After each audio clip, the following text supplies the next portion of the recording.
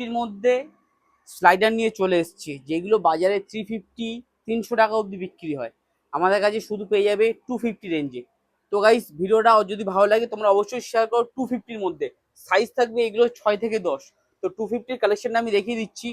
প্রাইসটা থাকবে শুধুমাত্র 250।